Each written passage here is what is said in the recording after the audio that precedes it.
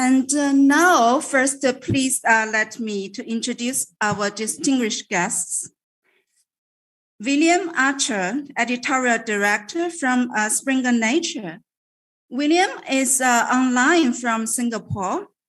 David Blair, Senior Economist, former Professor and Chair of the Economics Department at the Eisenhower School of National Defense, University, Washington, D.C. Anya Chandy. Anya Chandy is the Managing Director and Vice President from Springer Nature, Singapore. Anya is online also. And Zoon Ahmed Khan. Zoon is a research fellow of the Belt and Road Strategy Institute of Tsinghua University. Welcome, Zoon. And Lina Li. Lina is a regional director of China from Springer Nature and give us a lot of support along the publishing process. Another guest is Michael Powers. Michael is professor from the School of Economics and Management of Tsinghua University. Rong Ying, Vice President of China Institute of International Studies. Su Hao, Professor and Founding Director of the Center for Strategic and Peace Studies from China Foreign Affairs University. Shou Huisheng, Research Fellow at the Academy of International and Regional Studies of Beijing Language and Culture University. And Teng Jimeng, Associate Professor at Beijing Foreign Studies University. Wang Huiyao, President of CCG. Xu Xiujun, Deputy Director at Institute of World Economics and Politics in Chinese Academy of Social Sciences. And General Secretary of CCG, Dr. Miao Li. Dr. Miao will preside the roundtable discussion today. We are also very honored to invite Professor Kishore Mahbubani to present at this event. And Professor Kishore Mahbubani is the world-renowned expert on Asia studies, and he is the friend of both the West and the East. And he is globally recognized as a muse of Asia, 21st Asia, the muse of Asia century. As I know, Professor Mahbubani has wrote several books on Asia, such as the ASEAN Miracle, and today we will release his new book on Asia. Now, let's meet Professor Mahbubani on the large screen. 大家请看大屏幕。He is not online, but we prepare a video for our guest to know him and his new book.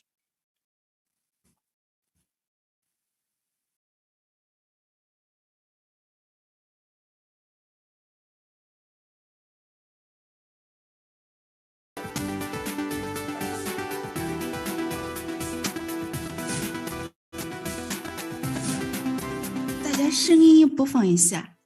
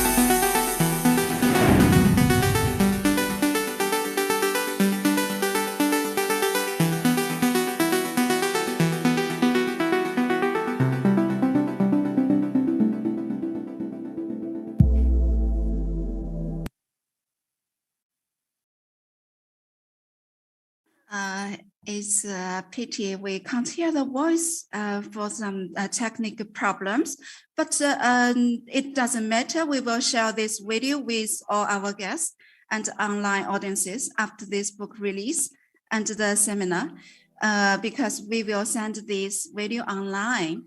So now I will give the floor to Dr. Wang Huiyao to make the opening speech. Please, Dr. Wang.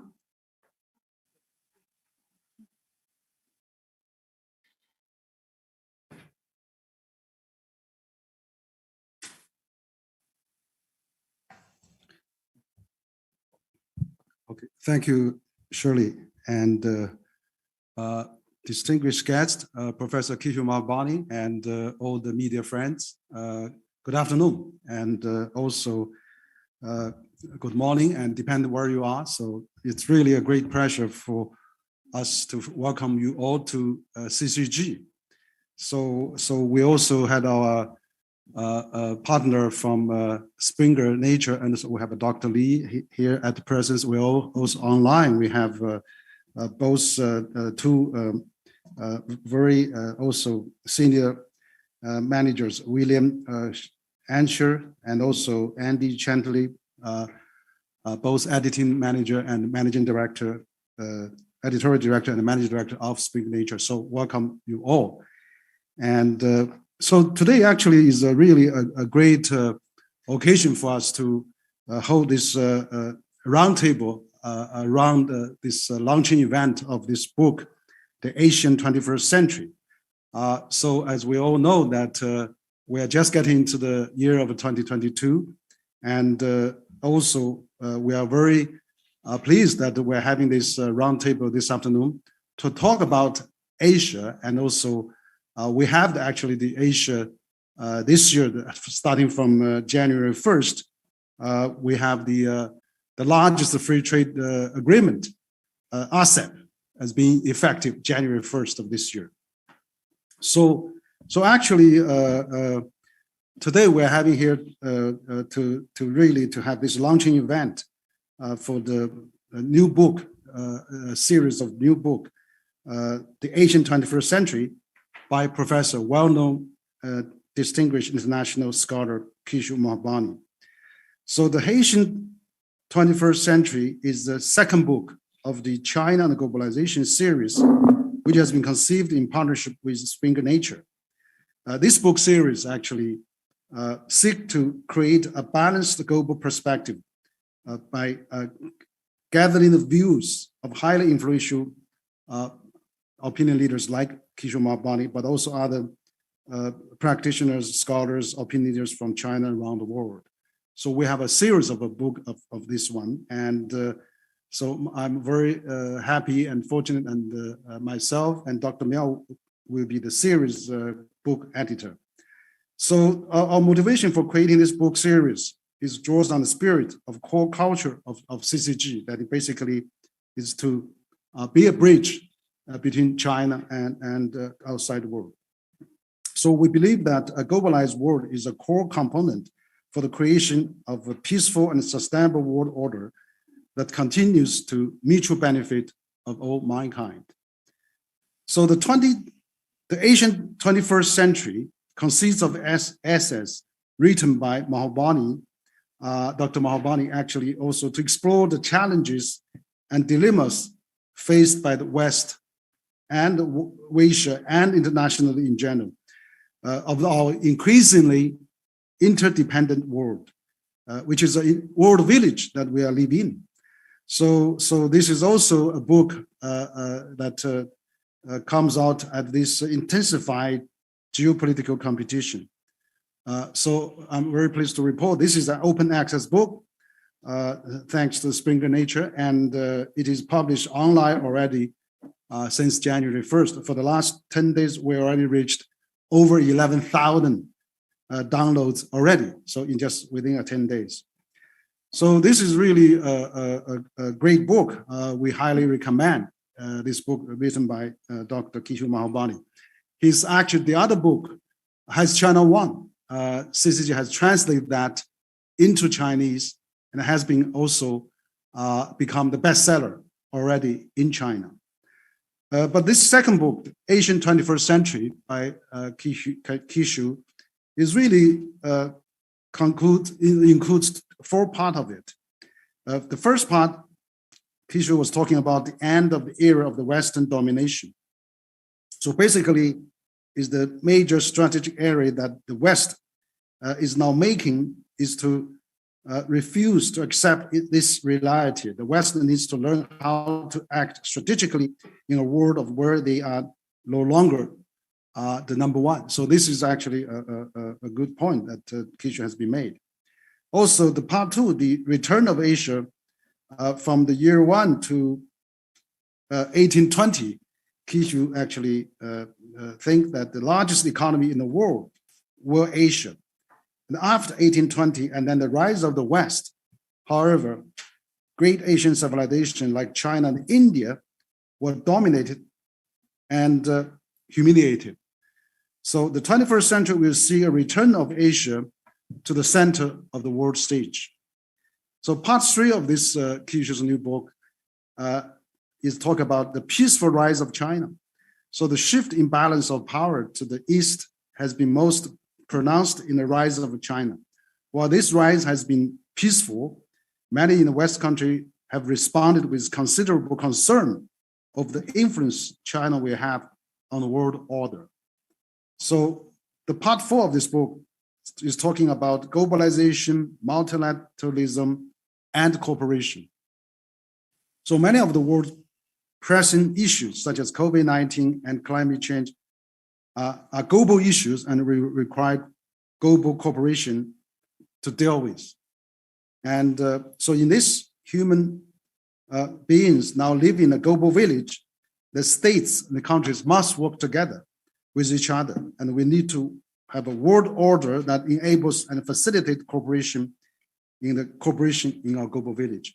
So you can see actually this new book of Kishore Mahbubani's book actually is concentrated on the Asian development and Asian rise, but also he's talking about Asian in the 21st century. So I think this is really a very worthwhile book.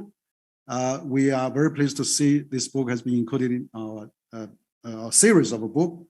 Of course, our series of a book is our first book is the series of China and Globalization series. The first book is Consensus or Conflict, China and Globalization in the 21st Century. This was published last September, again with Springer Nature. Since this publishing for the last 2 or 3 months, there has already been over 130,000 downloads already. And also the book has been now available on Amazon and also online. So this is the first book actually we already published. So the series, the second book, which is the Asian in the 21st century, which is actually 21st century of the Asian, which is Kishore's new book. And so within 10 days already have 30,000 downloads already. And also the third book, actually, I'm also trying to announce that the third book will be Transition and Opportunity, Strategies for Business Leaders on Making Most of China's Future. So this book is about multinationals, global, multinational corporations, and of course, global chambers, the heads of those organizations. They are writing about what a transition and opportunity. So this book will be published in February is our series. The fourth book will be China and the World in a Changing Context, Perspective from Ambassadors to China.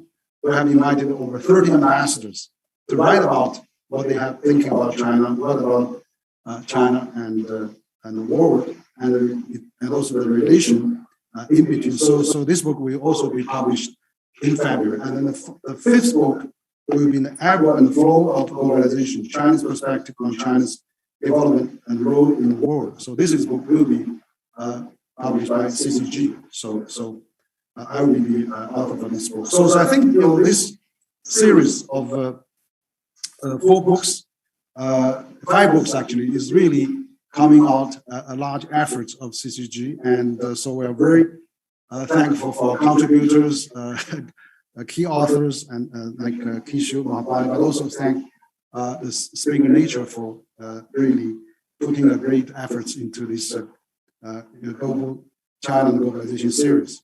So we hope this China and Globalization series, including this Kishore's new book, could provide very valuable ideas and diverse perspective to understand the global challenges facing us, and also helps us to understand the suggestions that Kishore made to everyone, and also all the authors has made. So thank you very much for this attending this event, and we hope that we're going to have a very fruitful discussion today. Thank you. And thank you, Dr. Wang, for introducing to us the China and the Globalization book series and the Asia 21st Century. And thank you so much. Now let me invite Anya Chandy from Springer Nature, Singapore, to give a speech from the publisher's perspective. And hello, Anya. Hello. Hi. Can you hear me clearly? Hello, Anya. Can you hear me? I can hear you. And it's time for you. Yes, thank you. Can you hear me now? Hello? You can open your microphone. Open your microphone.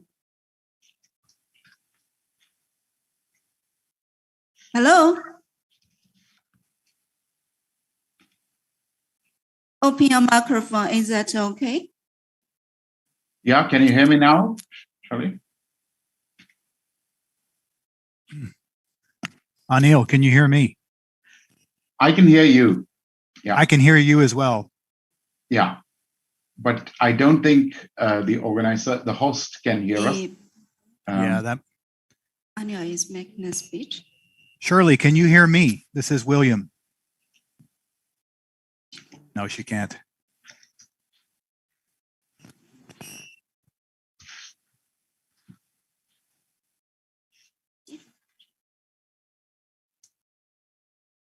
Yeah, it is. I think you need to go to off on interpretation. Try that, Anil, and see if that works. Let me try.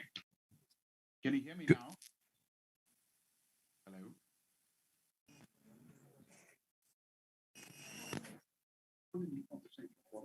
English in the language. If you go to off, Anil, maybe they can hear you after that. Okay, let's wait for a moment. Shirley, Due to some technical sense. Shirley, can you hear us now? Yes, it's okay. Very sorry, Anil. Could you speak, make a speech? I think there's an audio issue. Yeah. Yeah. My apologies. A little bit of a technical.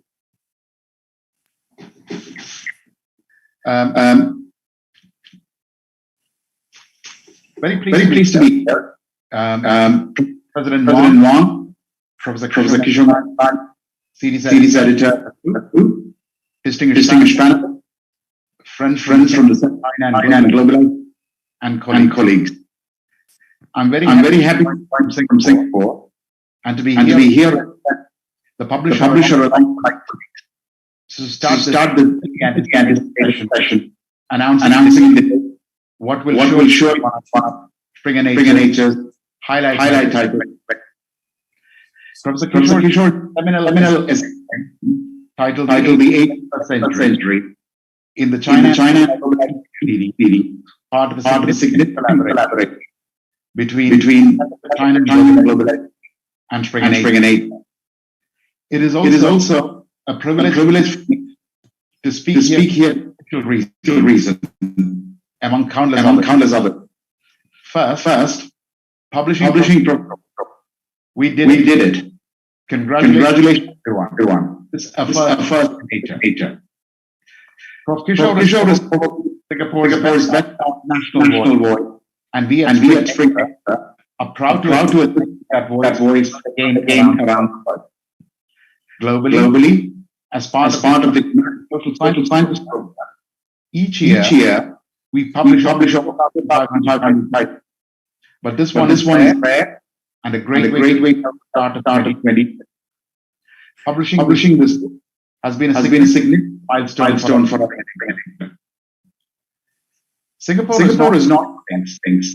Our progress in the world, openness and transparency, our innovation in robotics, biomedical and world-class in our systematic, inclusive multicultural building, and of course the entire world-class in it.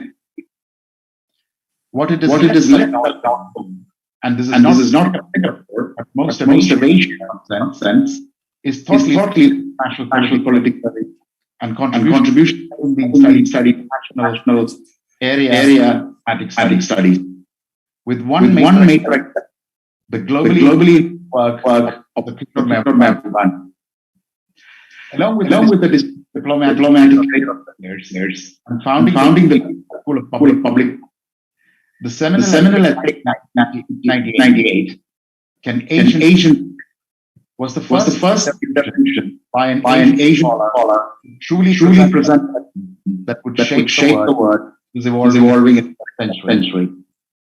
It showed us, as do the ethnic collection, how Professor Kishore has been a tireless student and a driver of politics and policy, setting the agenda in everything that happens in international politics. Sometimes his views are debated and challenged, but the fact that prescriptive and absolute independence times central facts. As an ode to minorities and influence policy across diversity, Prof. Kishore also had a professorship recently named at the Yonglun School of Medicine at the National University of Singapore. The second reason is deeply personal.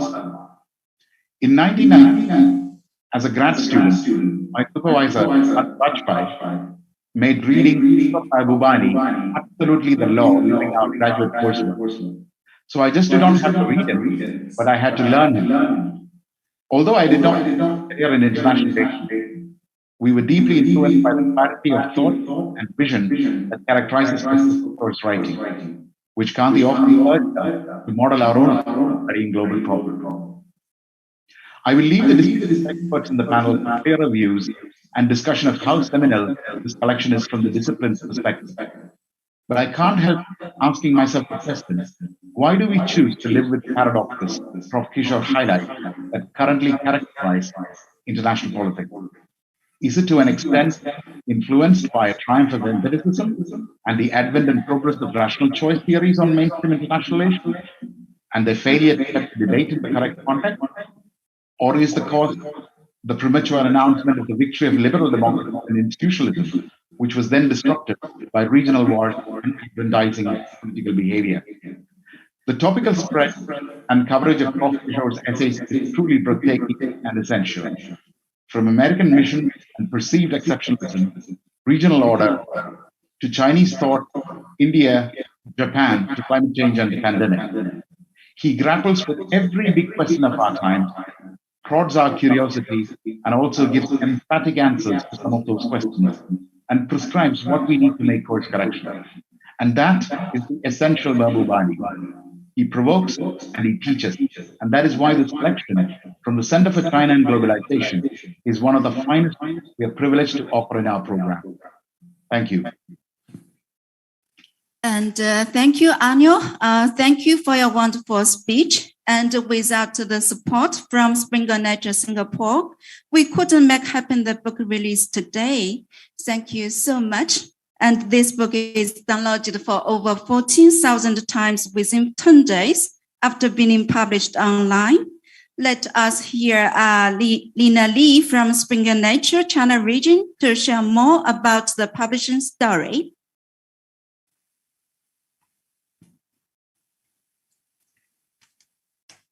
Thank you, Shirley. And good afternoon, good morning, dear guests, friends, and colleagues. I'm Liana Li from Springer Nature's Beijing office.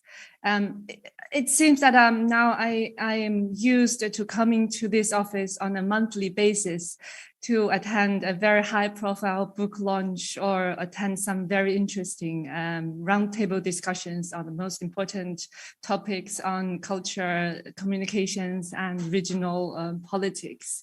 So we are really proud to be a publishing partner for CCG over the years. I think in the past 4 or 5 years, I've been working with President Wang and Dr. Miao in developing 4 or 5 book series on the globalization of Chinese enterprises, on the international flow of human talents, and also this new open access book series on China and globalization.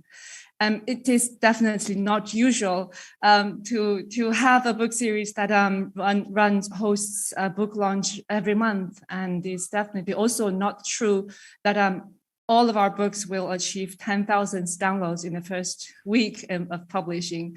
So we're grateful for this huge success of the book series China and Globalization, due to the hard work and entrepreneurship of the CCG teams, and also the fascinating and excellent authors, contributors of all the published titles, as well as all the forthcoming titles. I have been working for Springer Nature for 10 years now out of the Beijing office, and we have been managing an increasingly interesting, fascinating, and attractive book series. I work in the area of social science and humanities publishing, where used to be a weak point where Asia publishes into, and the voice from Asia, from China, are less heard before than now. I think it is more true for social science and humanities, where the most interesting research output comes from the societies, the area where the most impactful or meaningful changes are happening. So that's where China and Asia now, we're undergoing some fundamental changes. The global societies are going through some fundamental changes, and now the focus is here in our home region or home countries. And we're very excited and grateful to be part of these historical moments and to contribute our parts, our efforts in publishing these interesting and valuable books and bring them to the global audience and for wider audience to better understand what's happening here and what's the impact of the future of these changes. I am not an expert in the research area, and we have a lot of experts here today, so I don't want to take too much of your time, and I really look forward to listening to the wonderful, fascinating discussions to follow. Thank you all again for your attentions. Thank you, Dr. Li. Thank you so much for your wonderful introduction, and also thank you for your support to CCG Publishing Center. And now is time for our roundtable session. Please permit me to give the time to Dr. Miao Li and our distinguished guest. I hope with Dr. Miao and our guest, you will explore deeply into the book, The Asia 21st Century. Besides, I noticed Professor Mahbubani is online. Thank you, Shirley. Hello, Professor Mahbubani. How are you? Yeah, Happy New Year. I see you. We can see you at our meeting room, and are you also online? You know, you have a new title, not just the author of the Asia 21st Century new book. You are the muse of Asian century, described by Foreign Policy magazine. So you are the muse. We are waiting for a muse just now. Happy New Year. So right now, we are so thrilled to host a seminar featuring the new book, The Asian 21st Century, and the roundtable discussion amongst a group of senior academic experts on regional and global issues. So just now, Shirley already introduced our discussants.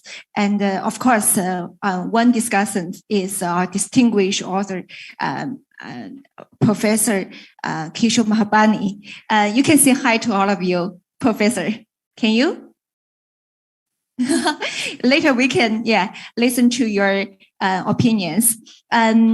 So firstly, I would like to kick off our discussion by some questions and renew our new book. Today, Asia's GDP ranked number 1 among the world's 7 continents, and 4 of the world's top 10 economies are Asian countries. The unprecedented largest FTA RCEP has come into effect the first day of this year. The 21st century has been described as the Asian century. It is not hard to see the increasing influence of the East Asian in economic, technological, manufacturing, and geopolitical spheres. How about discussions on the meeting? Do you see the prospects for coexistence of the centuries long leading West and the returned and rejuvenated East? Will that breed new competitions or even something more serious? In the new book, Professor Kishore Mahbubani brings up the idea of the end of the era of Western dominance of the world history. What are your ideas on this point? Has the West lost? And the world has great expectation for President Biden on rebuilding West-East relationship. It has been a year since President Biden took the office. How do you evaluate his China policies and the Asian policies? For the East Asia as a whole, Professor Kishore Mahbubani has warned in this book of the gripping expansion of the NATO, and Asia should say no to NATO. Is Asia strong enough to say no to NATO? How do countries in this region say no to that? For 4 years, China has been focusing on economic development and the improvement of governance and maintaining peaceful coexistence with other countries. But some still criticize China as a threat. How can we persuade the world and the West to believe that China's rise is peaceful and China means a great opportunity? How will the China-US geopolitical competition be going? Is the war unavoidable? What will be the future of Asia, RCEP or Quad? International institutions and organizations have been weakened, as Professor Kishore Mahbubani described in this book. Considering the challenges facing us, such as COVID-19 and its crush, geopolitical power shift, climate change, and the wealth gap, how can we adapt the world order to make it catch up with the world? So I would like to kick off with those questions. So maybe we can firstly invite Professor Dr. Wang Hui Yao to say some words at the very beginning. Okay, thank you, Dr. Miao. And good afternoon, Kishore, and really so nice to see you here. So we had about over a dozen experts here, and we have many journalists in the room.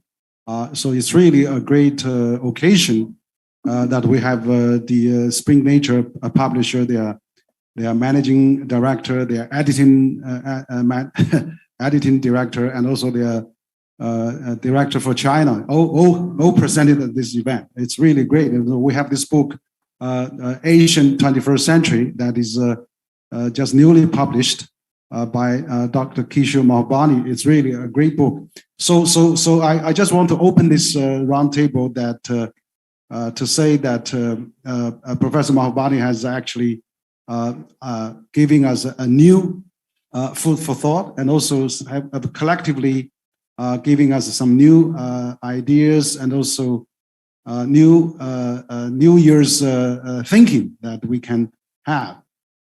So basically, we have this asset become effective January 1st, and it's actually the largest free trade agreement within in the world. And we also see China and Japan, South Korea in some kind of free trade agreements through this RCEP. And also, the economic Asia integration, where we have now have such an alliance. I think that kind of alliance is very much needed. So this is really important. And also, in Asia, we see there's a fighting of a pandemic. We see the Asian shared values. There's diligence and also Confucianism, and of course also that the East Asian culture is more probably shows more effectiveness in terms of cope with COVID-19. And of course, again, we also see the CPTPP is in the making, that China is actually applied to join that. And that is really very, very important, even though the standards are set by the US. And also we can see that Japan, Australia are also a main driving force behind CPTPP, but China is willing to join that. And same for RCEP.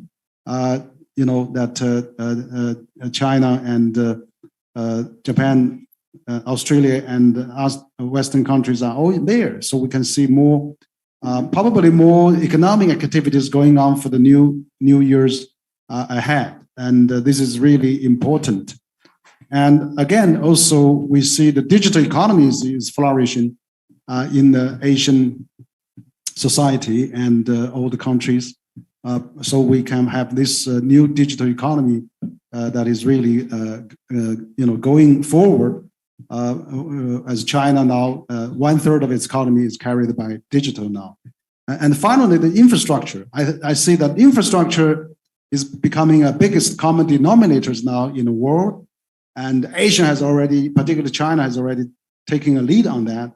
And recently we see China-Laos Railway has been opened, which means ASEAN and China now has connected through the railways now. And we'll see more rail infrastructure being built up in the years ahead. And so this is really great connectivity going on in Asia. And so I think, and finally is that, as Kishore has mentioned in this book, we have, Asian has basically has been falling behind in the last 200 years and almost 200 years now. China and Asian is probably going to take its rightful place, and so that means we need a lot of dialogue, need a lot of cooperation, need a lot of mutual understanding, and then Kishore's book, both as China on One, which CCG has translated that into Chinese and has become a bestseller in China. Now with this new book, Asian 21st Century, published by Springer Nature, we again, it shows a new emerging Asia that can really working together. I mean, ASEAN already become a large trading partner with China, and China, Japan, South Korea have some kind of FTA now through RCEP, and also with Australia too, and New Zealand and other countries. So I hope that we can focus and shift more attention to this economic alliance rather than security and military alliance, so that we can really secure the long-term prosperity of the Asian, and also to that matter to the world. So I think Kishore's new book, The Asian 21st Century, is really a great stimulating food for thought, and we can really hope that you will have a new, provide some new perspective and new lenses to look at the future relations between Asian and the world, between China and the world, and also among this more interdependent global village that we are living in. So I would just want to stop there. I hope that we can hear probably other experts, including Kishore, to talk. Thank you. Okay, thank you very much, Dr. Wang. And today our discussion three parts. Firstly, we would like to invite the rest of the discussants to have your opinions, deliver opinions, everyone in 3 to 5 minutes. Then we would like to invite Professor Kishore Mahbubani to deliver your speech and your remark in almost 20 minutes. Then we have 40 minutes to have the Q&A part. The media would like to raise questions to Professor Mahbubani. Next, we would like to invite Mr. Rong Ying, the Vice President of China Institute of International Studies, to deliver your opinions. Mr. Rong. Yes, thank you very much. Dr. Miao, at the outset, I would like to take this opportunity to thank CCG for inviting me to attend this book launching ceremony. It was indeed a great honor, even though I'm not able to see Ambassador Kishore Mahbubani in person, but I clearly remember more than 10 years ago, the first meeting in Singapore, I was invited again. And at that time, you were the dean of, I think, Dean Kishore Mahbubani. So you always served as, I guess, for students or scholars of China as a guru, advising and leading us, I mean, by sharing your perspectives about the regional and global development. So thank you for that. And also, I think, certainly I would thank the publisher, I mean, Springer Nature, for your generosity. I know good quality books costs a lot, and I think by making it an open access available to all the students and scholars, particularly such a high quality book, it is something really big. Thank you for that. The book is very heavy and rich. I have to confess that I received the invitation just a few days, and I didn't have time to complete the full book, reading the full book. But as always, I really picked up the most important ideas, and also the part that interests me the most, the China and the India, particularly the India relations. So in China and India relations. So my sort of comments were largely focusing on that part. Talking about Asia, talking about the rise of Asia, Asian century, of course, naturally, one would remind the remarks or the vision provided by Deng Xiaoping in December 1988, when he met with Prime Minister Rajiv Gandhi. I think we all remember he said that without the development of China and India, there will be no talk or no Asian century. I think that vision in retrospect has not only helped the two largest countries in Asia, living in close adjacency, with a long history of civilization, to find a way to manage and stabilize the relationship in the years to come. We're talking about more than 30 years. And that vision also, for me, have encouraged or give us the sort of encouragement for China and India to focus itself on reform and opening up. For China, it started a bit earlier, late 1970s. India was on the verge of reform, of opening up.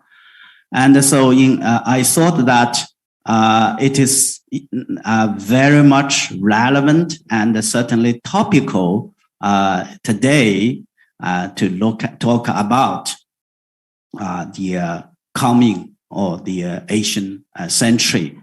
I think certainly in the book, Ambassador Mahbubani spent a lot of energy, a lot of, I think, sort of time on discussing about these issues, even though I would arguably the book primarily very much focus on China, U.S. and others. But for me, I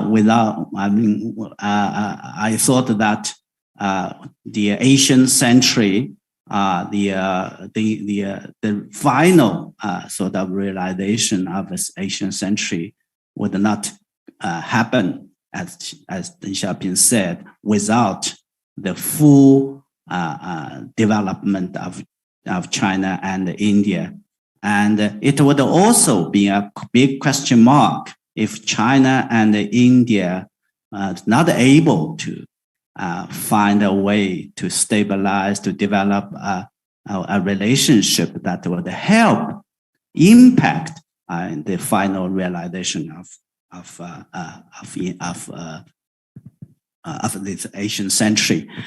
Which remind me, really now lead to my questions, I think, because in the book, Ambassador Kishore Mahbubani talked a lot about the choices I think India should or would or can make, given the sort of growing intensity of China-US competition or rivalry, and the changes, the consequent or subsequent changes for the geopolitics in the region and beyond.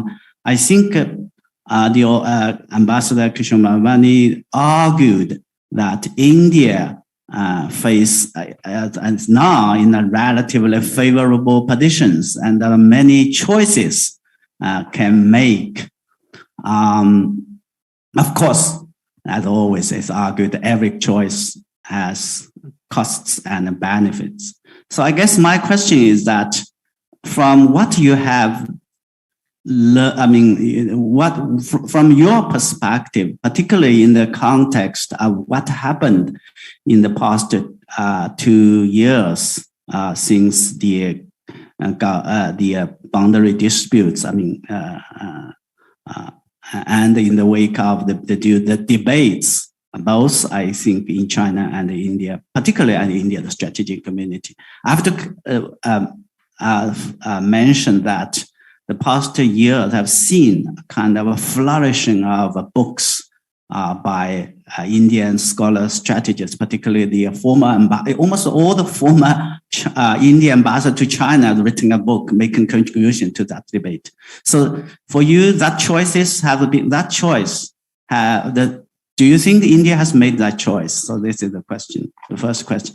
The second question is related to that because we're in the context of talking about context of globalization, global governance issues, and the role China and India can play in this area. And again, I think State Councillor and Foreign Minister Wang Yi, I think in his interview the end of last year, he talked about the coming of the Asian time of global governance. And I understand, of course, he's referring to the question to the several important events. Indonesia is going to host the G20. Thailand is for APEC. And I understand India is going to take over the chair of G20 for 2023, I guess, if I remember. But of course, China is going to play the host for the BRICS. So in this regard, I think my question is of course, how do you think the Asian time of global governance would make a difference to the debate of the ongoing sort of globalization or deglobalization? I think I should stop here talking too much. Thank you very much again. Thank you, Dr. Rong, for your comments and questions to our book and the author. Later, I think there will be a dialogue between our discussants and media with Professor Mahbubani. We have a lot of questions. We have a lot of comments. So later, next, we would like to invite Mr. Su Hao, professor and the founding director of the Center for Strategic and Peace Studies, China Foreign Affairs University, also the CCG non-resident senior fellow. Floor is yours. Thank you, Dr. Miao. And it's my great pleasure to be here, to be invited to join in this great event regarding this kind of great book launch. And the second, congratulations, Professor Mahbubani. You wrote this great book and provoked us to think more about not only the Asia in this new century, but also to all over the world to rethink about the new pattern of international society building. And I would like to make a quick comment and also the two questions to our distinguished Professor Mahbubani. Regarding your books, you talk quite a lot about the new century. That means the Asian 21st century, right? And I have a deep impression when I read your introduction in the books.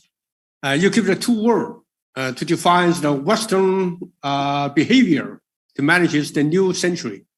You give the two failure.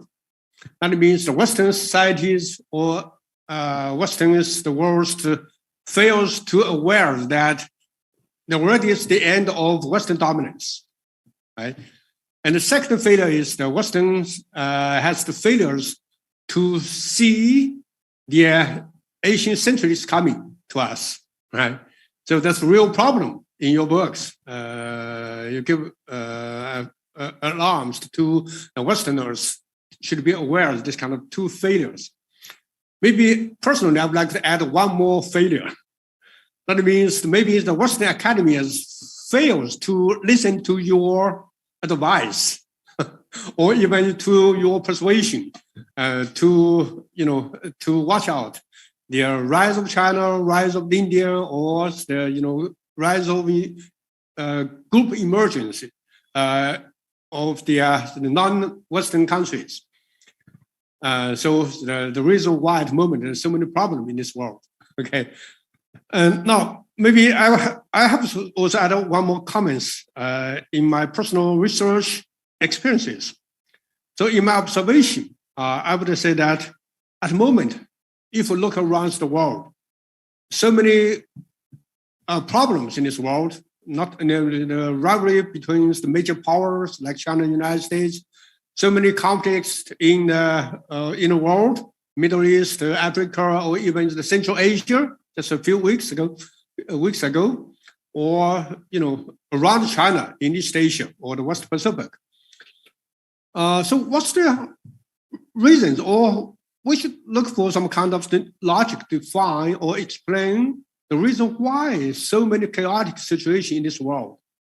So in my personal observation, I would like to say that there's a kind of the entanglement between the power politics and the ideology politics. It's my own word. We know that power politics in the past 500 years, right? So the Westerners expanded towards the whole of the world by means of colonial expansion or even imperialist behavior to the whole of the world. So provokes so many kind of competition or even conflict among major powers. So that's the reason why we have the World War I and World War II. So this is the first entanglement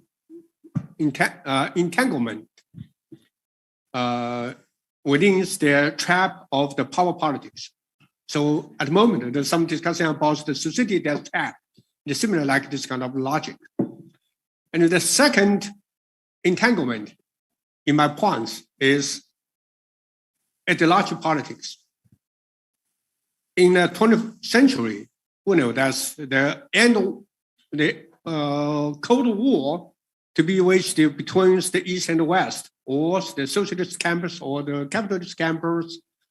So based upon their different ideology or even political system, so makes their serious confrontation or even conflict between the United States and Soviet Union, or even the NATO and the Warsaw Pact. So it is kind of their ideological politics. But how about now in this 21st century? It seems to me that these two kinds of the politics still work to define our problems. You know, some American scholars say that the international society go back to history or return to history, right? So that means that in 19th century, there's power politics. So United States, based upon the power to have its, competition with China, or vice versa. China also based its power building to have its competition with the United States. So it is logical power politics still workable in this new century. And then the second, now China ruled by the Communist Party, right? So-called Chinese characteristics of socialist system, right? And the United States already has their, the Summit for Democracies, right? So that's all still their competition between the two kinds of ideologies. The reason why there's a big competition or the confrontation in this current international society. So I think it is real problems for us. But I would say our history already go forward rather than go back or not return to the history. Our global society would move ahead of us beyond the end of history. So I think we should think something more beyond the traditional pattern of politics, power politics and the ideology politics.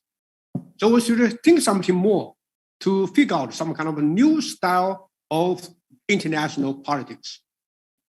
My own word is global politics rather than international politics, because international politics too much focus on the state-centric. But we should have the global-centric, right, rather than state-centric. So we should refigure out some kind of the, new style of politics. What's that? We should think about that, right?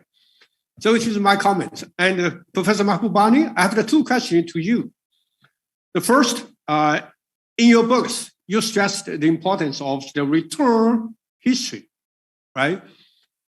And but in the Western society, as I mentioned, that they also use the word, same word like this, return of history.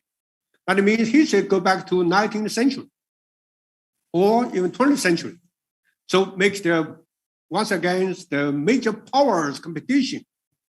Eventually, that will be their society distract, or even the non-inevitable conflict between the United States and China.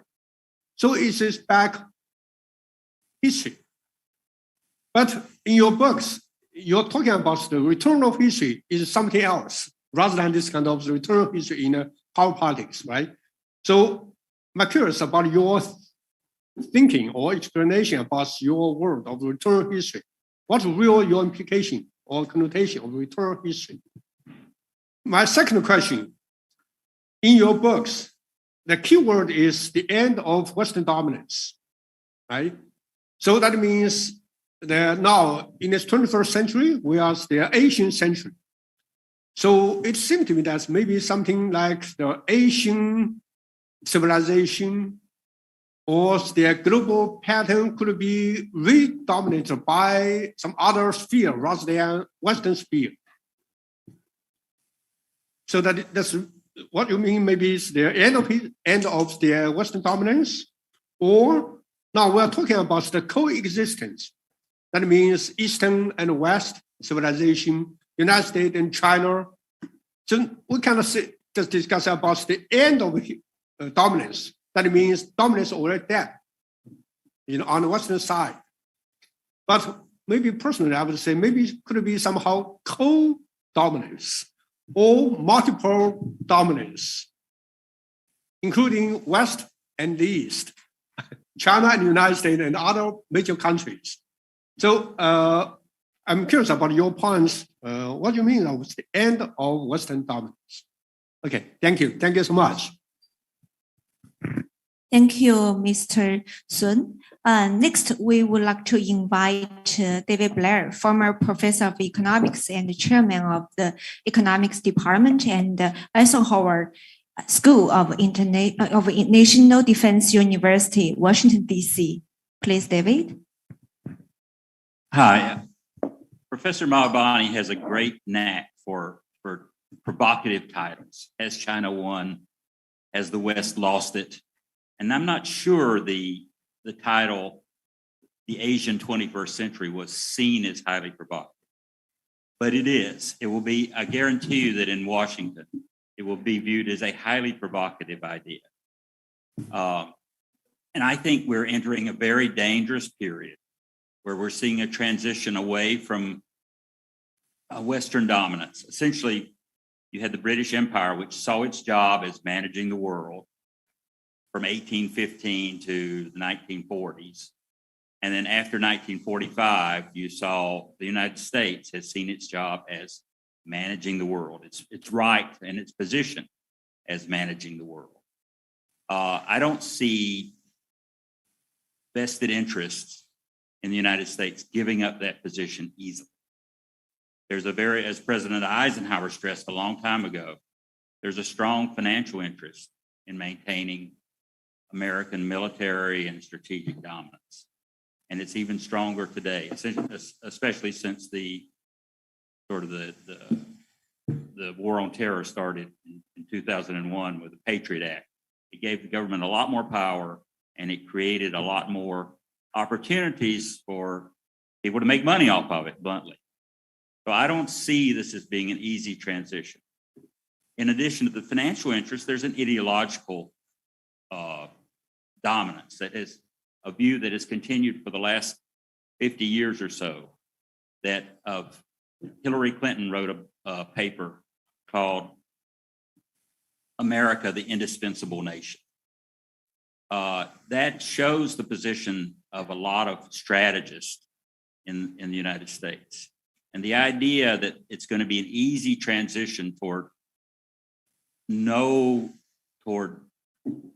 the United States no longer having dominance around the world is wrong. It's not going to be easy.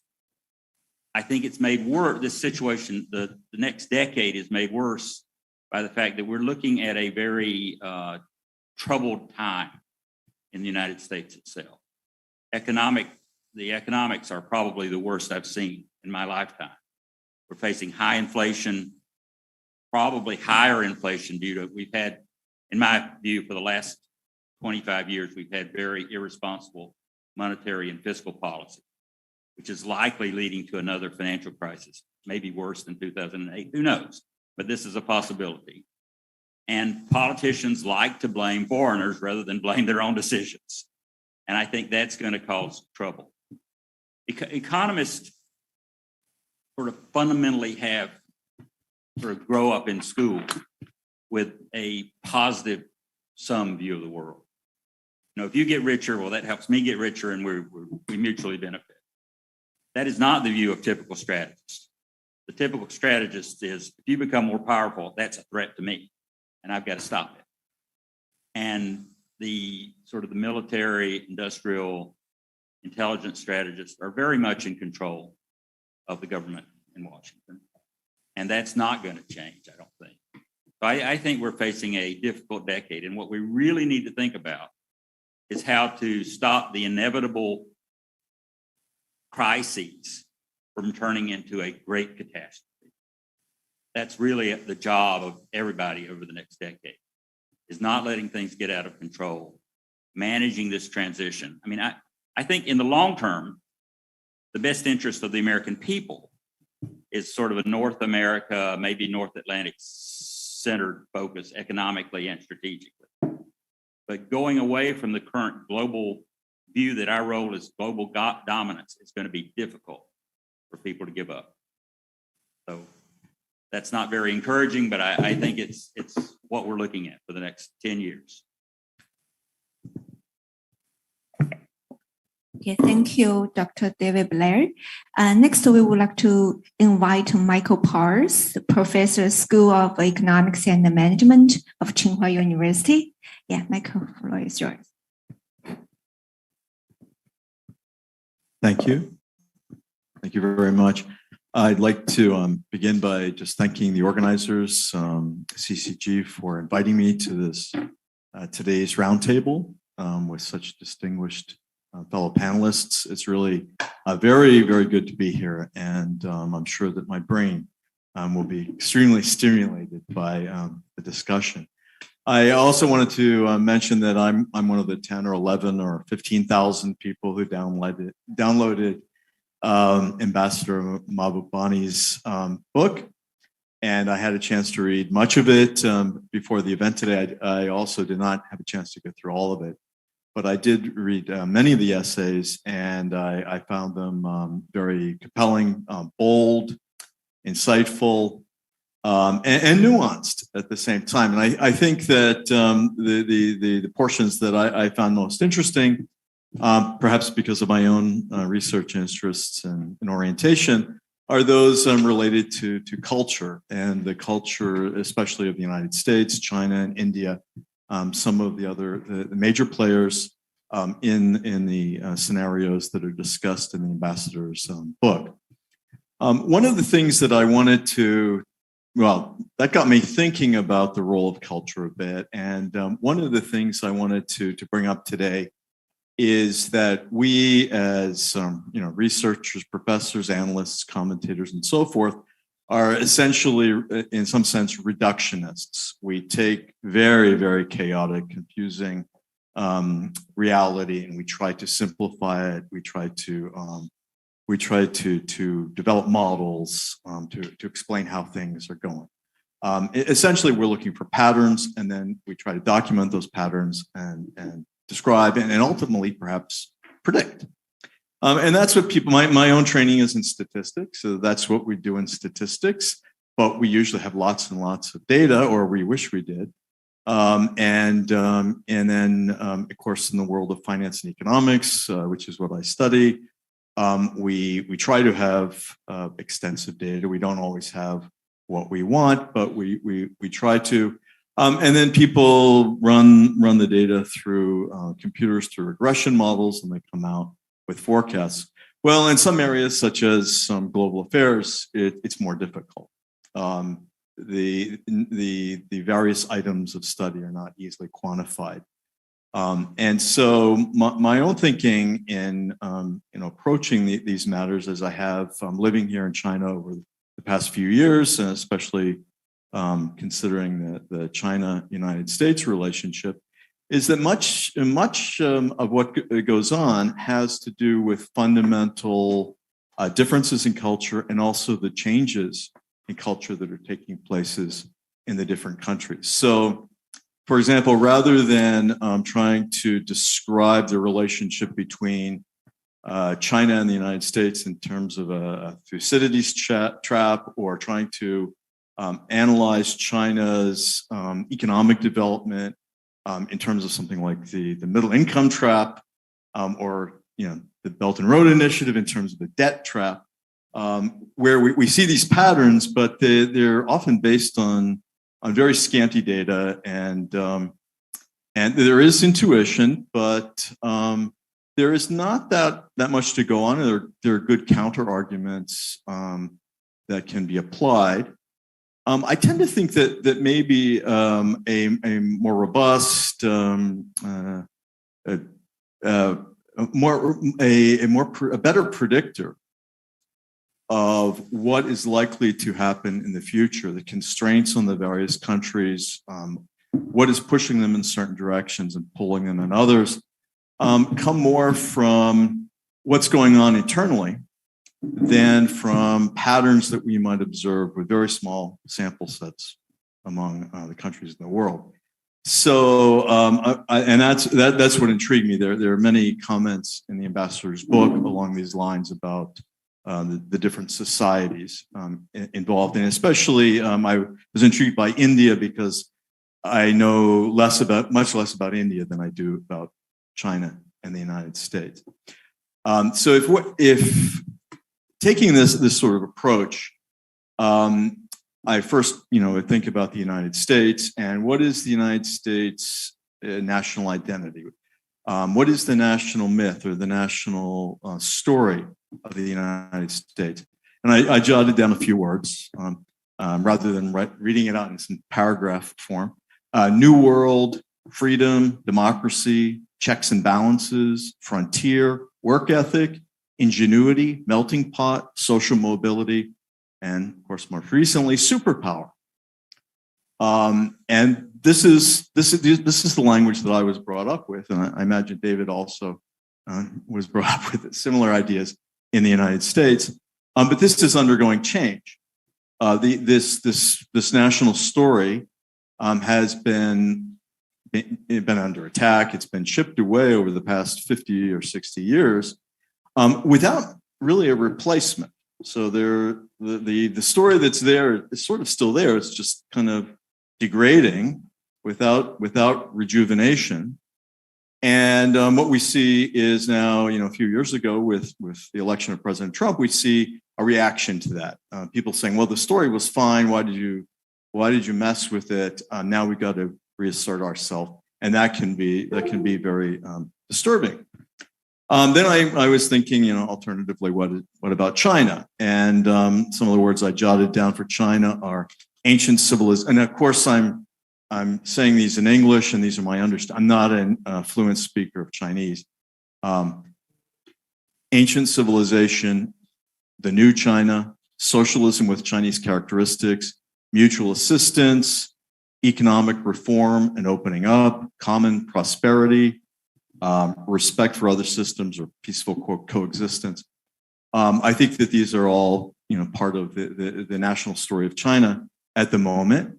And if I were to identify a real fundamental difference, it may not be so much in terms of the words of the story, but in the fact that China is reaping the benefit of a very clearly enunciated and updated story, which comes from the continuity and economic success of its system of government. Whereas the United States story has suffered as a result of the adversarial system in its political house. And one could turn to India, and again, I'm much less informed about that, but I know that there have been changes in the national story of India as well. Looking back from 1947, the Tryst with Destiny speech of Prime Minister Nehru, to today the Hinduness principle, which is embraced by Prime Minister Modi and his supporters. There has been a change there as well. So how is that changing? Actually, looking at India, it seems to me, superficially at least, that maybe that story is actually being rewritten, whereas in the United States, people don't like the old story, but they're not rewriting it in any way. So all three of these countries have a very different situation. And I think that plays a major role in what they're able to do, what they want to do, what, for example, the United States will do with respect to China and trying to control China. David mentioned this. Certainly, there are many, many people in the United States that would like to see China's power contained. But at the same time, I think that there is so much going on domestically that I really don't foresee the same kind of effort being put into that was put into previous efforts of containment. Going back to the Cold War and before. So I guess I'll end here. But my question for the ambassador is, what is the role of culture in your mind, and is how are the cultural differences, not just among these three major nations I mentioned, but the other nations that are in the RCEP? How are they playing a role in its future and the Asian 21st century? Thank you. Thank you, Michael. Actually, today there are two panelists joining us from online. One is the annual Shengli, who is the Managing Director and the VP for HSS Books and the Focus Project Springer Nature Singapore. And another is William Ahawa, the Editorial Director of Springer Nature.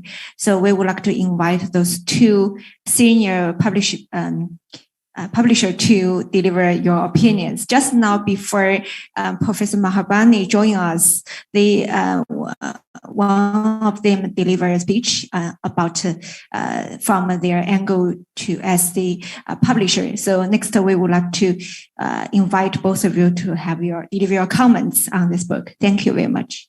So first, we would like to invite Anu. Thank you. I hope you can hear me. My questions are pretty much the same, which I had mentioned in the introduction. So to Professor Mahbubani, congratulations on the book. Wonderful to see you. The question is, why do we choose to live with the paradoxes that you highlight that currently characterize international politics?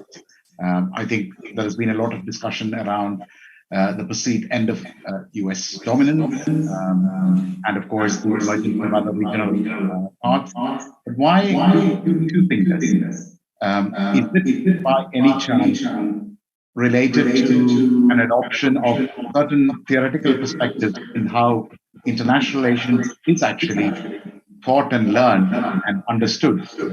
Perhaps the advent of more rational choice theories, triumph of empiricism, etc., and failure to setting the debate in the right context, or to premature announcements of, say, victory of liberal democracies and institutionalism, which then again gets disrupted in the prominent narrative. This would be a question that I would have. I'm very interested in how you would view that. Thank you. Okay, William. Can everyone hear me? Yes. Okay, good. Good afternoon, everyone. My name is William Akauer. I'm editorial director at Springer Nature. I'm based in Singapore. I lead a team of publishing editors based across the Asia-Pacific region, covering the fields of business, economics, political science, and law. I've been residing in Singapore for the past 8.5 years. I've worked for Springer Nature just a bit more than 17 years now. I've now been present as an employee of the company on 3 continents. I started at Springer, New York in 2005 as marketing manager for Springer's clinical medicine publishing program. Before that, I resided in New York for more than a decade, and I originally come from Dallas, Texas, where I was born. In 2007, I moved to Heidelberg, Germany to run marketing for Springer's mathematics, computer science, business economics, and law publishing program. A bit later, I spent a year leading a part of our German language marketing for our organization. And then, the year 2011, I was asked to lead an initiative to build up a marketing team across the Asia Pacific. It was in October of that year that I first visited Beijing to conduct some job interviews. I also subsequently visited Tokyo, Hong Kong, Shanghai, Singapore, and New Delhi frequently over the course of 2012 and 2013.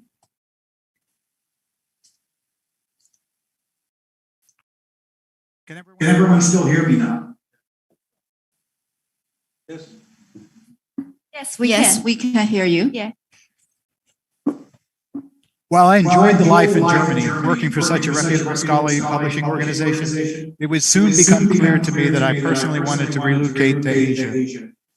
I got the chance to do that in the autumn of 2013, and I would soon become a publishing editor for business and economics, and I would be based in Singapore. At the time, I covered the Southeast Asian region, as well as South Korea. My work as a publishing editor afforded me the opportunity to get back into moving conversations with Asian scholars about books and journal proposals, and to experience the dreams and ambitions the new Asian century was creating for those scholars. A couple of years later, I was given the opportunity to lead a team across Asia Pacific, based publishing editors in China, Japan, Southeast Asia, and Australia. I was delighted to have the chance to visit China and Japan again as part of my work and to meet scholars at leading academic institutions, publishing houses, and think tanks in those countries. I can say that the business travel was always consistently a joy. In 2019, I was able to visit India again when the publishing editors there joined my Asia Pacific team. I'd now like to pivot my talk a bit to Ambassador Kishore Mahbubani's new book, The Asian 21st Century. It is no surprise to witness yet another terrific volume publishing in China and Globalization, the open access book series edited by Wang Huiyao and Lu Miao.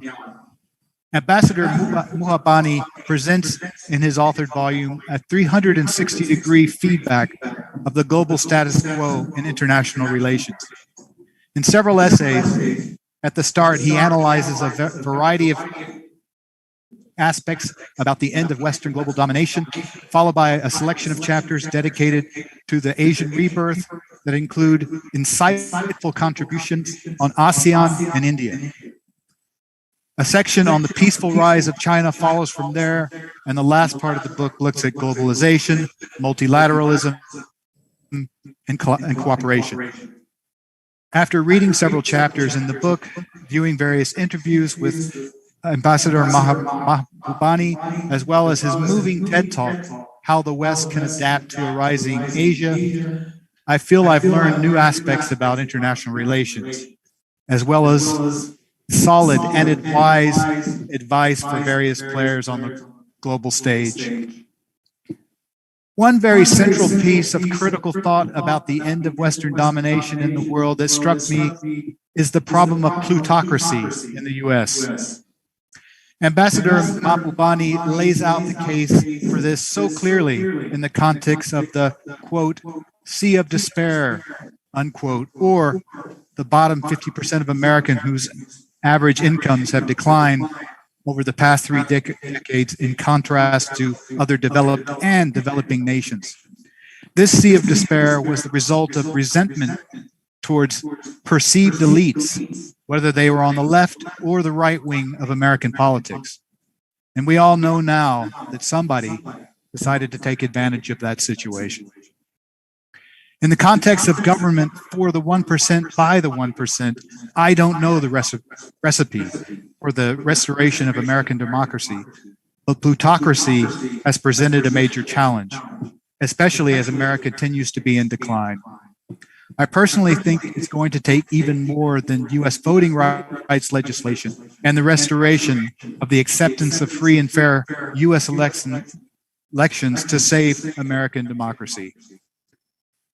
Moving towards the discussion of ASEAN, Ambassador Mahbubani often speaks about this geographical space as the most diverse region on the planet that is, thankfully, a largely peaceful place. He also mentions that ASEAN, as well as India, might feature as effective intermediaries in the geopolitical competition between China and the U.S. He stresses that ASEAN, in its peaceful development, prefers a China-U.S. relationship that is positive and collaborative. Without positive collaboration between the world's biggest superpowers, battling the menace of climate change becomes virtually impossible, or at least it is under a massive challenge without that cooperation. It is a theme that is quite central to Wang Huiyao's and Alistair McKee's edited volume, Consensus or Conflict, China and Globalization in the 21st Century, that was launched at CCG in Beijing last September. In his writings and interviews, Ambassador Mahbubani often stresses that superpowers in decline by default don't want to give up their status and will, by nature, try to maintain their power and influence. This has been the case throughout the world history. In his TED Talk from April 2019, he spoke about the end of the Cold War and the reaction to it by the Western powers. Bringing into context the famous article by Francis Fukuyama, The End of History, he stated that the West naively thought they didn't have to change. Liberal democracy to them had simply prevailed. Fast forward more than 3 decades later, we all know this is not the case. And we need to do a lot more to advance multilateralism to sustain our interconnected, prosperous, and peaceful global village. Thank you. Okay, thank you very much, William.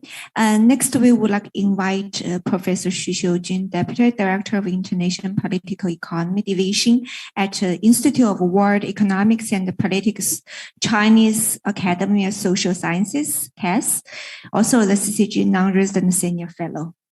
Professor Xu. Thank you, Dr. Miao. Thanks, CCG, for inviting me to attend this very important book launch. And it's my great honor. Ambassador Kishore Mahbubani is an old friend of our Institute of World Economics and Politics of CAS.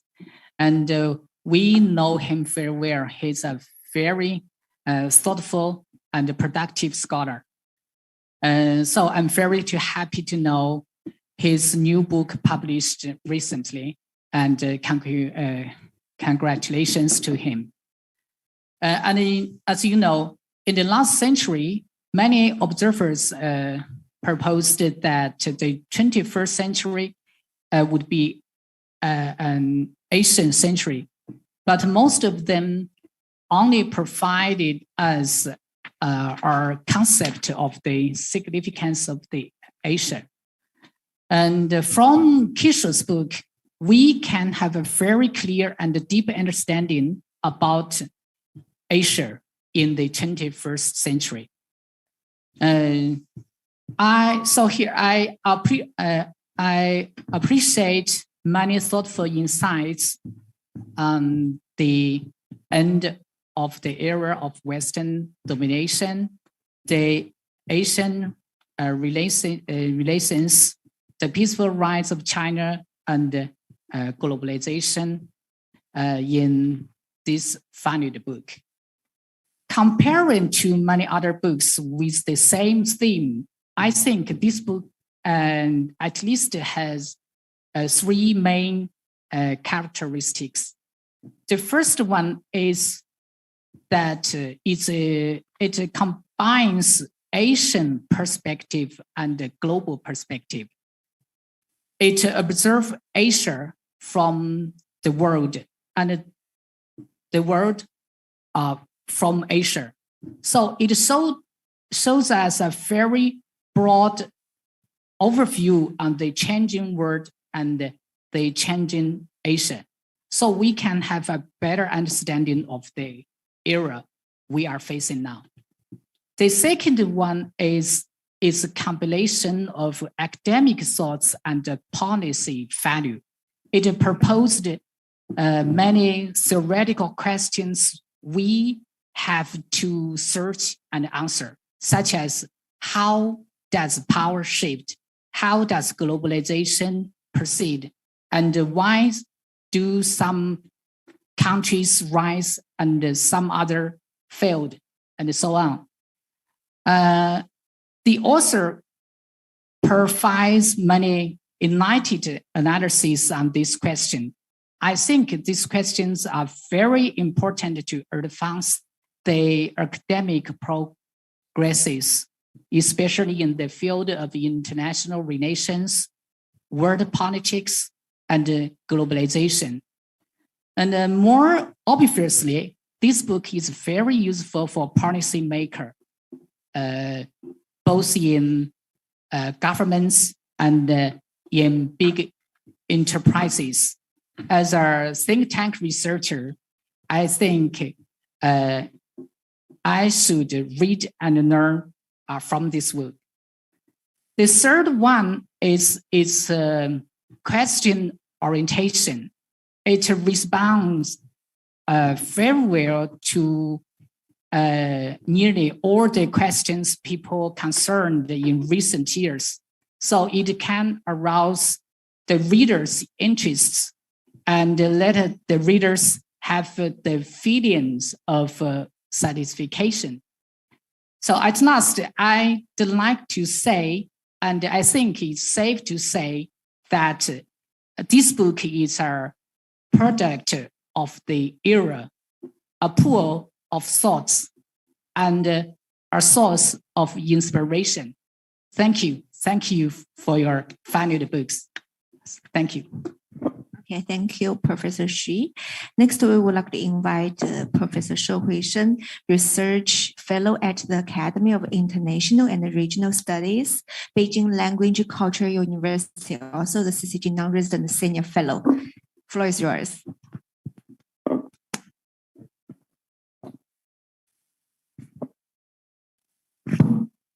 Okay. Thank you very much. Thanks CCG for inviting me here. And it's great pleasure to discuss with so many distinguished experts here. And also quite honored to have a discussion about Ambassador Mahbubani's new book. And I want to have 3 points to discuss, and also those are 3 questions I raised to hope Professor Mahbubani to have your comments. The first is about, because the keywords today we talk about, one is about the launch of RCEP as something significant for this year. And the second is obviously the title of your new book, Asia's 21st Century. So my first point is about the importance of the RCEP. And many people said that this event is epic, believing that 2022 is the beginning of the realignment of the Asian economic order. I don't think it's exaggerating, but for me, the most interesting part of this agreement is not really about the lowering the tariffs or the increasing the flow of goods in the region. But what's really truly magnificent is the breakthrough of the regional integration among the 3 powers in the region: China, Japan, and Korea. And we know that these 3 countries, let's put it this way, in the post-war era, I mean, since 1945, what's interesting is, very interesting phenomenon is that East Asia has been the most economically vibrant region in the world, but at the same time, in terms of the regional integration, the institutionalization of regional integration, such as the trade agreement and the political and the economic cooperation, and East Asia actually is the weakest compared to most other regions. So this is, for me, it's quite a paradoxical phenomenon. Today we finally see some significant step forward to push this region into a truly integrated region. But still, I'm wondering what are the dynamics behind this agreement? Why it is now this agreement has been signed and then come into force? And my personal belief, the external pressure probably is from the United States, particularly because of Trump's containment pressure. But more importantly, I believe it's really about ASEAN's push in the past few years. I think this is really significant. Otherwise, if you leave the 3 Asian powers to deal with each other, I don't believe they would be able to come in to make this whole thing come true. So I would like to hear Ambassador Mahbubani's opinion about the dynamics behind this agreement. And also, what's your opinion about the institutionalization of Asia's the regional cooperation in the future? Whether ASEAN is still capable of pushing everything forward? That's something I'm always curious about. The second point is, I always about the so-called Asian century. I always remember in the 1990s, Lee Kuan-yew, made a great slogan, the Asian way, which was quite inspiring. But so far, I don't think it's that has been realized. Even though RCEP does gave some dynamic to that, but still it's far from enough. So again, the problem comes to the three great powers of Asia I just mentioned. If at least to me, the three nations probably will still have a hard time to solve their historical and political fractures with one another. If that is the case, what would be the future of East Asia's economic integration if the political problems remain in place? I'm curious, what's your thought about the long-term dynamics of regional cooperation? And the last point is about the China-U.S. relationship and its impact on the Asia's regional integration. We always talk about the Asian model, talking about the interesting phenomenon in this region, and these countries are economic oriented since the end of the Second World War. But today, when China-U.S. competition has become really worrisome, what would be the possibility for those features that created multiple miracles in the past decades? Whether the U.S.-China competition will undermine the prosperity we have enjoyed for the past many decades. So those are the 3 points, 3 observations regarding the RCEP and your new book. I would like to hear your response. Thank you very much, Doctor. Thank you, Professor Shou, for your 3 comments, 3 points, how to institutionalize the Asian cooperation and the integration. Later, I think Professor Mahbubani will give you his response. Next, we would like to invite Professor Teng Jimo, Associate Professor at Beijing Foreign Studies University, also the CCG Non-Resident Senior Fellow. Professor Teng. Right. Thank you very much for inviting me over to attend this very high-profile book launch event. Professor Kishore Mahbubani used to be a good friend and perhaps is a good friend because I met him twice in Beijing and in Shanghai, respectively, on separate occasions for different events. And so first off, congratulations, Kishore, for this great book.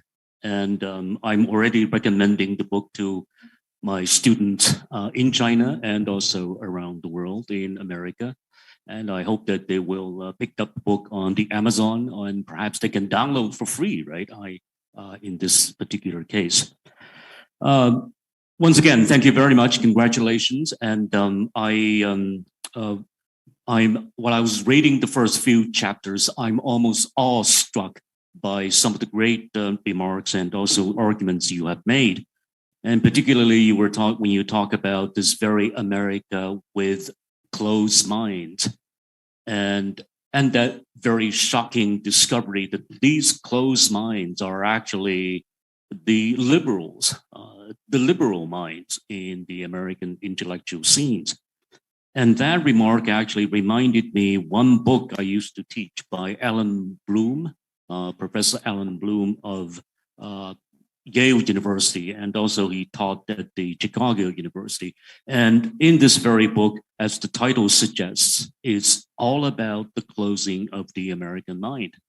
So the closing of the American mind can be traced way back to the 1980s. The book came out in 1987, and there are several chapters on the ignorance and also the very backlash against the Renaissance, against the great European, American classics. And so, in a sense, I think your book and your argument echoed this very particular thesis in Professor Alan Bloom's book. And so I consider your book not just a book by a former professor, but a book by a thinker. I think you are a thinker. You are you are now the frontline fighter in this great mental wars in between perhaps Asia and other parts, and perhaps this very formerly dominant European civilization. And so I congratulate you in these great discoveries. For example, the three failures you outlined in this very book, and also you debunking of all these false and perhaps fallacies that has been prevailing over the past century. And so in this case, you delve more so deeply into the very current, the reasons, the causes, and the predicament and the rationale perhaps behind this current crisis situation. So it's not as simple, it's not simply a book of knowledge, but also a book of enlightenment. It's a book that enlightens, and hopefully that this book will be available to as many people, as many readers around as possible. Now, you raised several issues that really kind of make me curious. The first issue I think you raised is the return of Asia, and especially the Renaissance of Asia. I think you try to use the rise of Asia, and which I agree. I think the return of Asia is an important notion, because China, which used to be the center of Asia, used to be the very, very powerful, with other countries in the periphery, and especially the tributary system that has been in place. And so my question is, will the world order return back to this very China-centered Asian order, and with all these smaller countries in the periphery, and with that very tributary system, considering the current trade system, which may make that very, very difficult? The second question I might raise at this very point is that if 20th century is the century of America, I think this is the main argument made by many politicians and even intellectuals. I remember this very argument very clearly when Richard Nixon was visiting the UIBE, the University of International Trade and Economics here in Beijing. And he argued that the 20th century is the century of America. But then he also kind of paid a compliment to China and said perhaps the 21st century may be the century of China. And then he at one point, and he said, since the United States is also on the other shore of the Pacific Ocean, and perhaps the United States should also have a fair share of this very dominance, even in the 21st century. And so the question might be, even with the return of China, will China be happy to coexist with the United States at the far end of this very Pacific Ocean? At the other end of this, on the other shore of the Pacific Ocean, will China be ready to share this very particular dominance?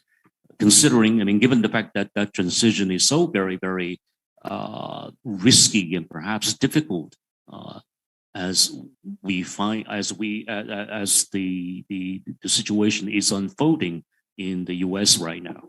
So thank you very much. Thank you, Professor Tan. And last but not least, we would like to invite Zoom Han, who is a research fellow of CCG. Yeah, please. Thank you, Dr. Miao.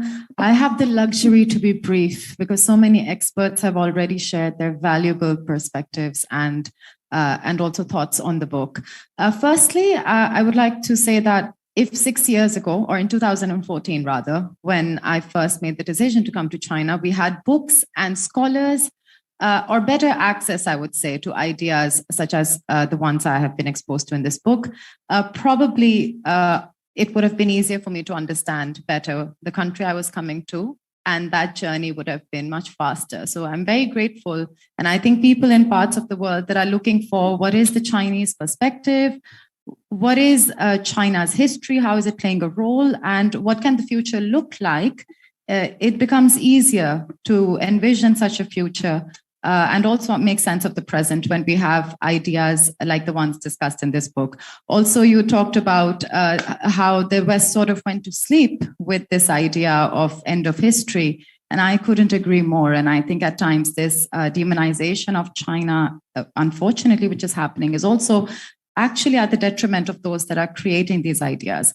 But the future really is about pragmatism and development. And here I think I want to point out that when a lot of people here on the panel talk about Asia, we talk about digital, a lot of progress. We talk about RCEP, but there's also West of Asia, which is vastly underdeveloped. And in that sense, Asia is so vast and also so diverse.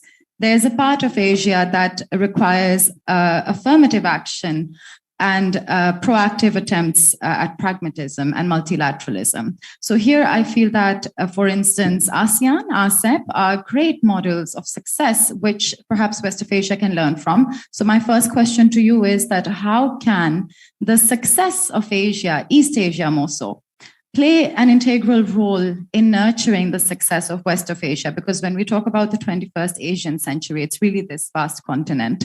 And secondly, the Belt and Road, for instance, this is a focus of mine, is more about pragmatic improvement.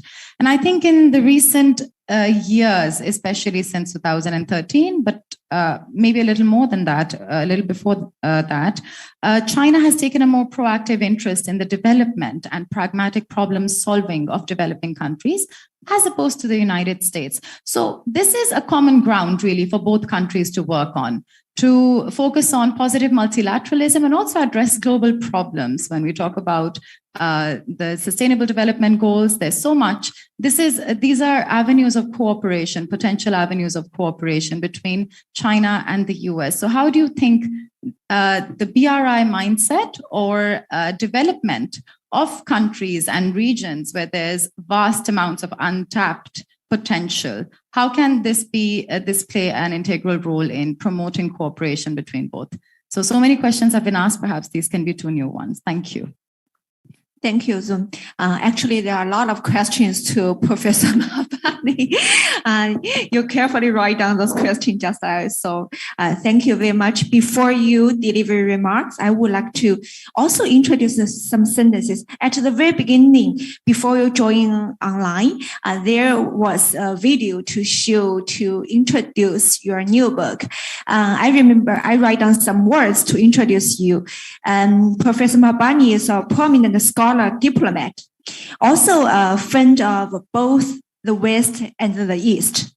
Of course, the muse of Asian century, just I mentioned, the muse is online. And also is the most insightful and eloquent Asian voices of new century. When I remember exactly last time when we published the Chinese version of your book, Has China Won? There's a distinguished scholar also mentioned that he said he strongly recommend that Professor Mahbubani should be rewarded as the laureate of Nobel Prize for Peace. So this is my introduction of our distinguished author, Kishore Mahbubani. Next, we would like to invite our author, Kishore Mahbubani, to remark. Thank you.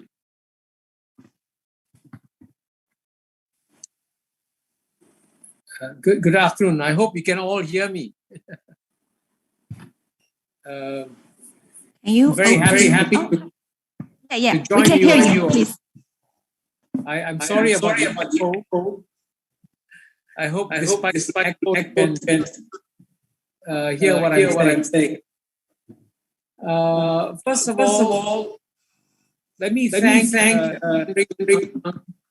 and the Center for Globalization for launching the book, and frankly for providing all the support.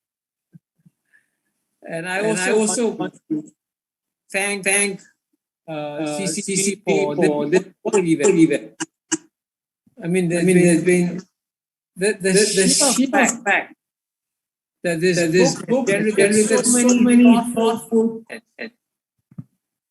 shows that it has been a valuable book. Just this session. And I'm sorry I cannot talk fully to all because I know we want to finish at 5 o'clock. And I will try to finish my remarks at 10 minutes or less. But I want to give a structure for my remarks. And I'll use the Marxist Hegelian framework. Thesis, antithesis, synthesis. So what is the thesis? The thesis is that the world of today, the small interdependent world we have today, was created by the West.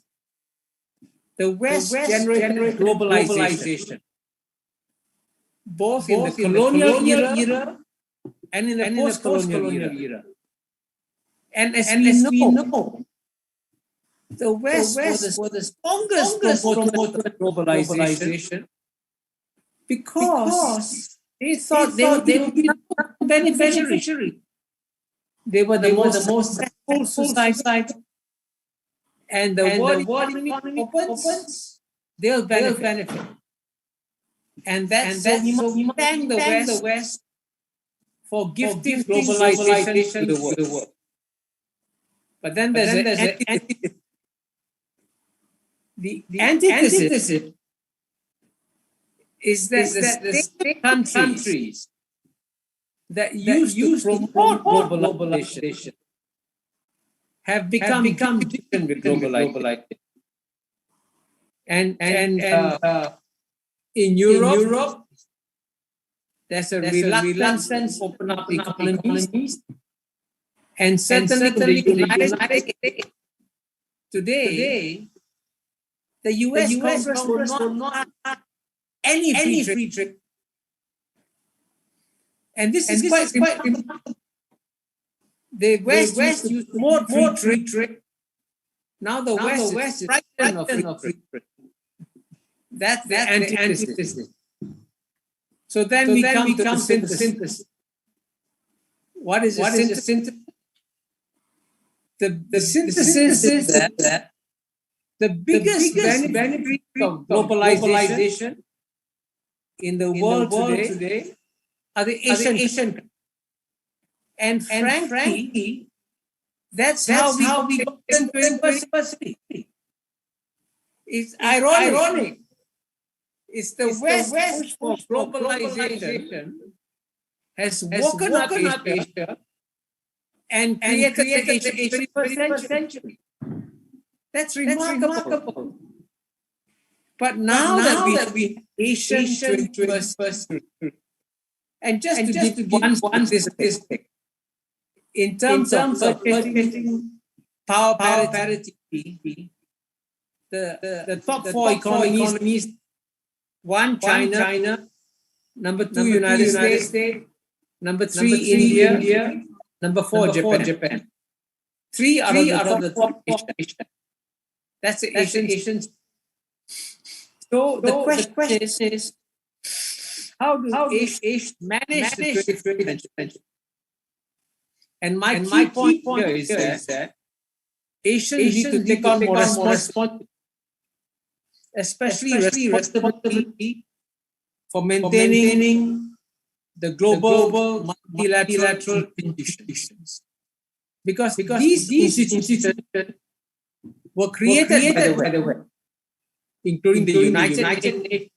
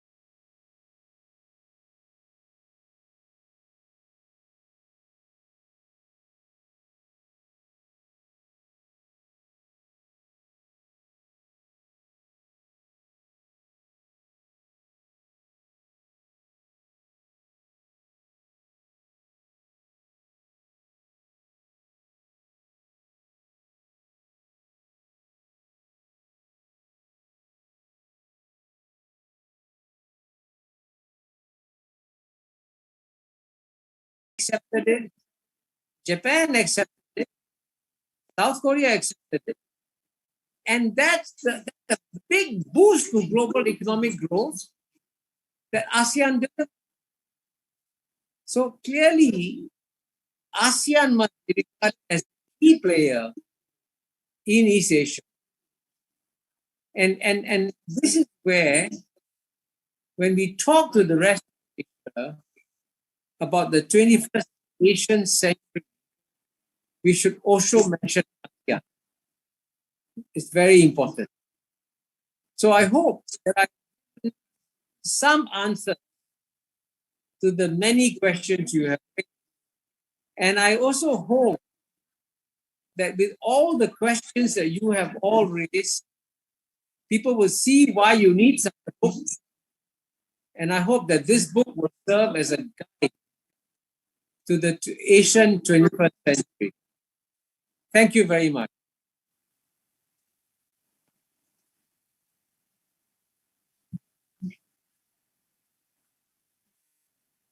our media friends to raise some questions. I know the time is limited. So if you have question, we can take the question together, then you answer together. Okay, thank you. Okay, please.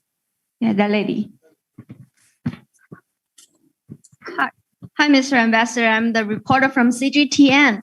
And congratulations on your new book. I just ran over the catalog and it's really stick to the current affairs. And I can't wait to finish reading that. So my first question is, what role will China play in Asia's development as the region recovers from the pandemic? And my second question is, what's the impact of RCEP to Taiwan's economy and the relationship between Taiwan and ASEAN countries?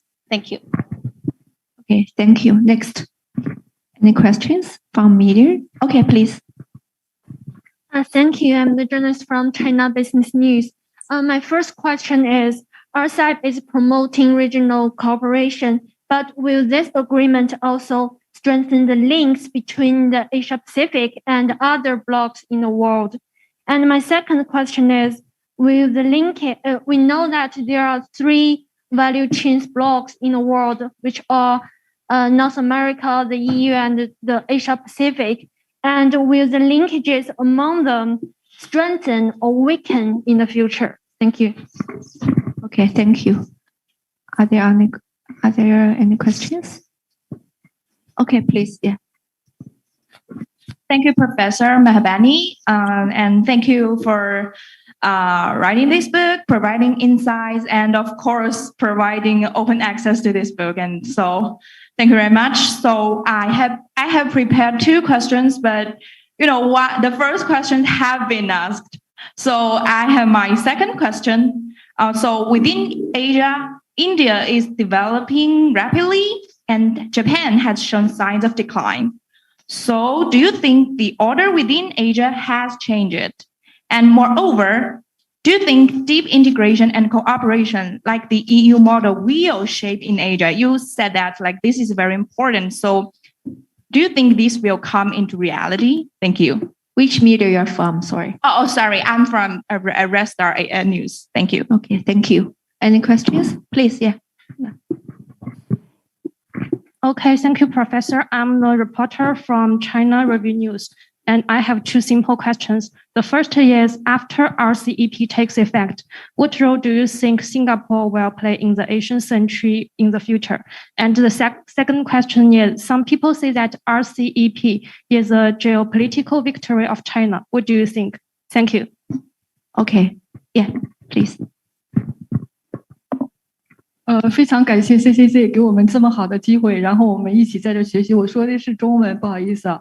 然后就是刚才有一位女士说可持续化现在过一段时间冬奥会就要在我们中国举办了。然后冬奥会其实是一个很团结，全世界都是传递一个友爱的精神。那么这个可持续化如何在各个国家和地区来延续呢？就让我们的地球美丽清新，让我们的环境美好。而不是说把污染带到各个国家。谢谢啊。This question, I think there's translation or it's English. The question from this media is regarding to the Winter Olympic Games, how to continue the sustainable development for our Earth and continue our Winter Olympic Games in the world. Okay, thank you. So maybe all the questions. Yeah, Professor Mahbubani, can you answer those questions? Thank you. Thank you. Thank you. By the way, I'm very happy that this is an open source. So anybody can read it for free. I want to thank Henry Wang and CCG for making this an open source book. Now, many questions. I'll go down one by one. First question, what role will China play? Well, that's a very big question. To some extent, I answered it in my book, Has China? You can see behind me, English version and Chinese version. And very important that China has very strong signals that it is a supporter of the current global order. And President Xi said this in Davos in January 2017. I was there when he explained why China supports globalization. So therefore, that message must be repeated, because many in the West think that when China becomes number one, it will overturn the order. I don't think it will overturn the order. I think China will keep the current. We have to change here and there, but the fundamental order, we don't need to change. So that's the first big message China can send. And of course, RCEP is a very important way in which China can help. Because China will provide the greatest amount of growth within RCEP. Now, the second was about the. I answered the question about Taiwan, because the Taiwan has just applied, and not to RCEP, to CPTPP. So that's a very different, and we have to wait what happens. Now, on the three blocks, North America, EU, Asia, it's very important that we persuade Europe to be a kind of a middle between North America and East Asia. Because Europe benefits a lot from East Asia's growth. And Europeans believe in multilateral. I mean, Americans, unfortunately, have been more unilateral. Europeans have been multilateral. So Asia and Europe should work together to promote multilateralism.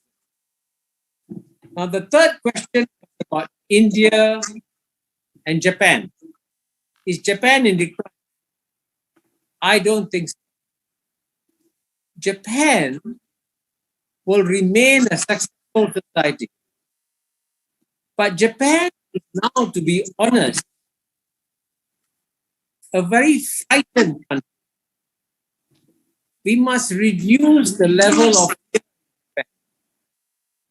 We must explain to Japan that it was Japan that started the Asian country by being the first Asian country.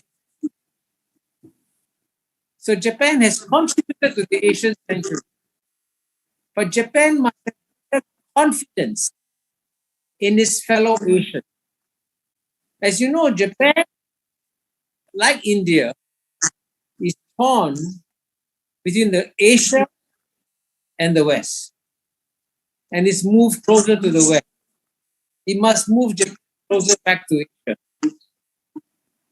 Now, the fourth question was about RCEP and Singapore. Singapore will contribute, but Singapore is a very small country. Much more important than Singapore is ASEAN. And ASEAN can provide leadership of the region. And RCEP was not a geopolitical victory by China. It's a geopolitical victory by ASEAN. Because ASEAN, and we must explain to the world how important ASEAN is. And finally, on the question of sustainability, that's a very important subject. If Asian countries are not part of the solution, they become part of the problem. So it's very important that all Asian must contribute to fighting climate change. But here, going back to my very point about how the West started globalization, the West also launched the Industrial Revolution. And a lot of the global warming is also happening because of the Western Industrial Revolution. Cumulatively, the United States has contributed 25% to global stock emissions, Europe 23%, China 13%, India 3%. So why are you asking China and India to do more? You should ask America and Europe to do more, because they still contributed far more to greenhouse gas. So the Asian countries must speak up and tell the Western countries, you must take your share of responsibility also. And you cannot elect leaders like Donald Trump who will walk away from this agreement. So for purely climate change reasons, don't elect Donald Trump. Thank you very much. Okay, thank you. Thank you so much for your great remarks, Professor Mahbubani. And we know the time is actually, we should finish at 5 o'clock, but right now it's 5:10. And as a conclusion, we would like to invite Professor Wang Huiyao, the president of the Center for China and Globalization, to say some words. Okay, thank you, Dr. Miao, and thank Professor Kishore Mahbubani and all our senior experts today, and also our media friends.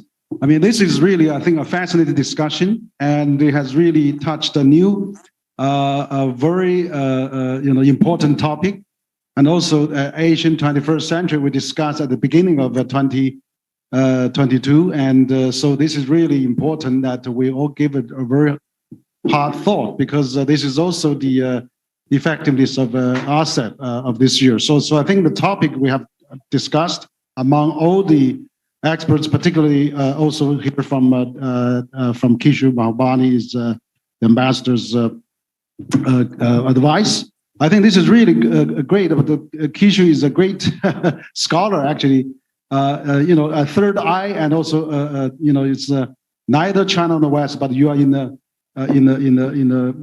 Asian, in Singapore, which is a very unique position to look at this Asian development, but also to the rest of the world. So I'm very much really appreciate that you're thinking in this area, but also to our other experts, and particularly also I'd like to thank our Spring Nature, that Mr. Annie Chandy, and also William Schosser and Dr. Li Yan for publishing such a book. And also I'm sure this book will have a much wider readership again, like our last book. So again, I think CCG wants to build a bridge to bridge the West and East, but also China and the outside world.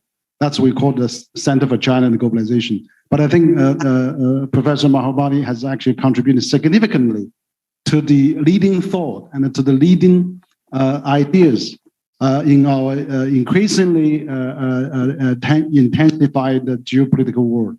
I think your wisdom, your thought, and your books will really serve as a clear mind, recipe for all of us.